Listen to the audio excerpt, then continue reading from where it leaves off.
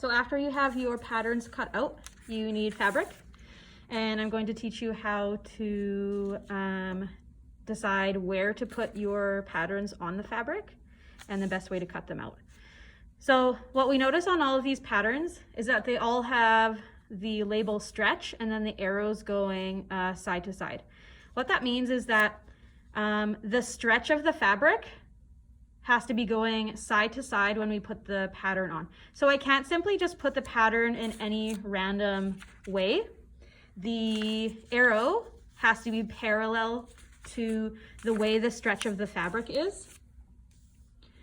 So if you're not sure how to figure that out, take the fabric in your hand and just pull it apart. This is pretty stretchy, but if I take it from this side and pull the other way, this is not stretchy at all. So I know that the stretch is going this way.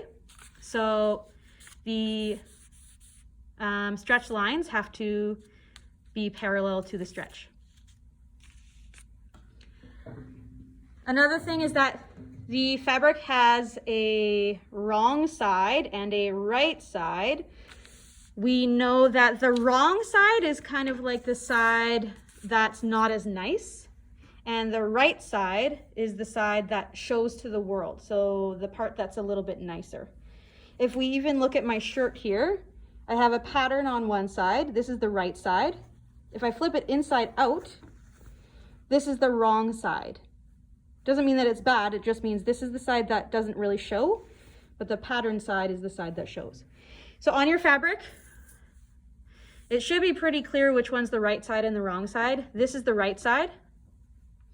This is the wrong side. Hopefully you can tell on the video that one side is just a little bit nicer than the other. So that's the side that is called the right side. For tracing your pattern, we want to trace on the wrong side. So you'll put your patterns on here. Make sure that your stretch is going the right way. Like this. Now, depending on your fabric and what writing tools you have with you, you may be able to trace it out. But the best way to cut these out is just to pin it in a couple places.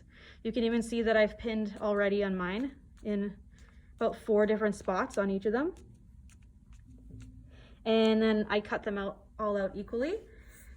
Work on one mitten at a time, just so you don't get your pieces confused. However, when you do go to work with the other mitten, you're going to just simply flip them like this, because you want a right mitten and a left mitten. If you trace them the same way, you're going to get two left-handed mittens, which we do not want. You are also going to need fabric like this. This is called faux fur. This is going to go on the inside. Now I've already cut mine out, my pieces out obviously, but that you would have to do the same thing. So we're going to trace and cut out on the wrong side of the fabric, like this.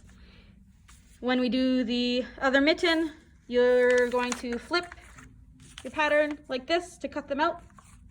And the only other tip I have for you for this step is when you're cutting out this faux fur, you want to make sure you're doing really small snips.